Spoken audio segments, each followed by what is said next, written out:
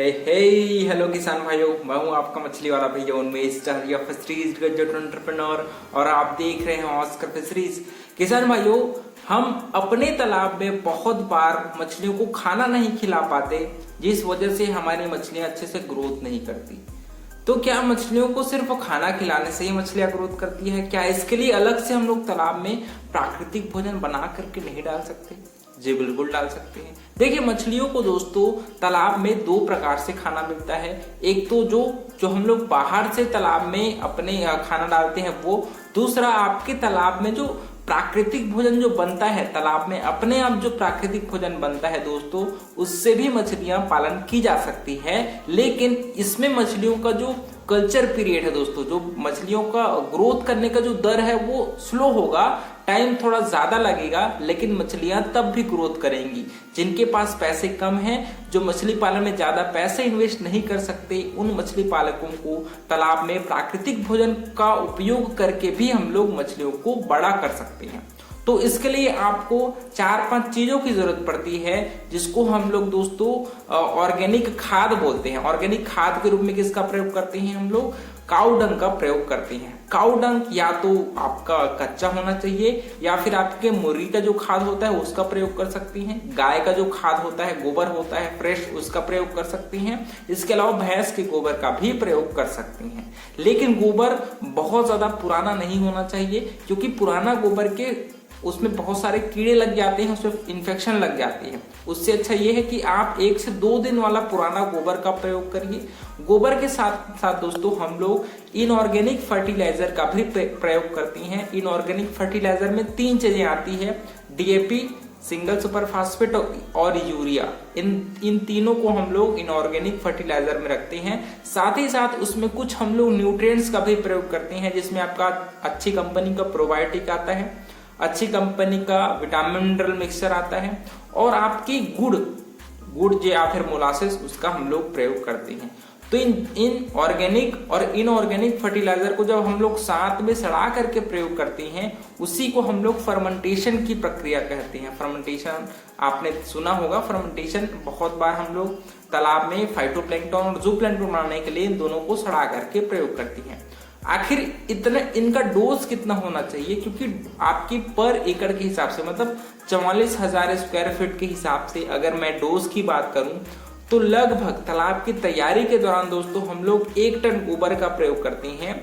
गोबर के साथ लगभग आपके 20 किलो डीएपी, 15 किलो आपकी यूरिया और 10 किलो सिंगल सुपर फास्फेट, ठीक है। और इसके साथ साथ लगभग दोस्तों 5 किलो आपका मोलासेस का प्रयोग करना है, 5 किलो।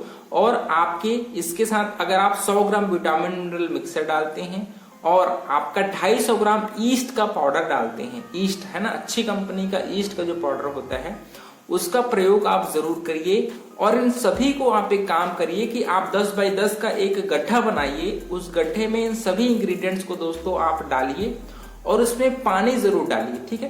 पानी डालने के बाद क्या करना है, आपको उसको लगभग 2 से 3 दिनों तक अच्छे से सड़ाना है। देखिए, सड़ाने के लिए आप उसमें एरिएशन भी डाल सकते हैं। बहुत बार क्या होता है, हम लोग उस जो घोल हमने तैयार किया है दोस्तों, उसको सड़ाने के लिए उसमें हवा भी डालते हैं, मतलब एरिएशन की उसमें सुविधा देते हैं, ताकि उसमें ऑक्सीजन की मात्रा जा सके और उसमें जो अच्छी वाली जो बैक्टीरिया है वो अच्छे से ग्रोथ करे और आपके गोबर को अच्छे से सड़ा करके अच्छा सा घोल तैयार करे। इसके लिए हम लोग उसमें एरिएशन भी डाल सकते हैं उस घोल को तैयार करने के लिए।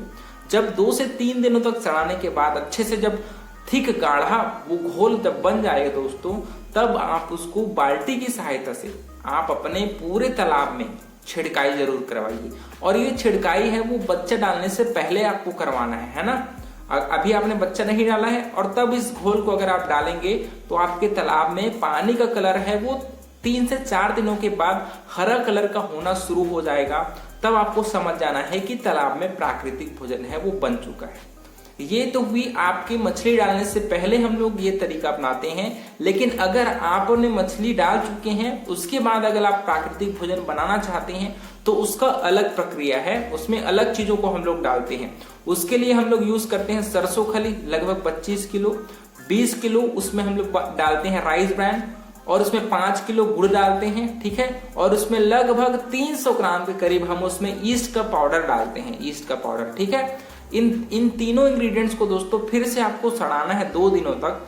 2 दिनों तक उसको अच्छे से सड़ाने के बाद पानी में मिला करके घोल बना करके उसको दोस्तों हम लोग अपने तालाब में जब छिड़काई करते हैं तो वो आपके तालाब में प्राकृतिक भोजन को बहुत अच्छी मात्रा में बनाती है, जिसकी वजह से आपको अपने जो फीड कॉस्ट है, अलग से सप्लीमेंट्री फीड जो हम लोग खिलाते हैं वो कम खिलाना पड़ता है, जिससे मछलियों को बहुत ही फायदा मिलता है और आपकी मछलियां बहुत ही कम खर्च में तैयार हो जाती है।